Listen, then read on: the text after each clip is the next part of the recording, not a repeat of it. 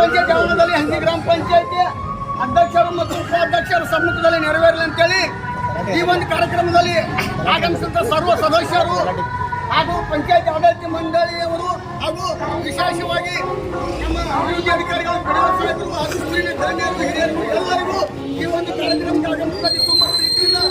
ಅಭಿನಂದನೆಗಳು ಸಲ್ಲಿಸಿ ಕಾರ್ಯಕ್ರಮವನ್ನು ಅಧ್ಯಕ್ಷರು ಉಪಾಧ್ಯಕ್ಷರು ನೆರವೇರಿಸಬೇಕು ಅಂತ ಕೇಳ್ಕೊತಾ ಇದ್ದಾರೆ.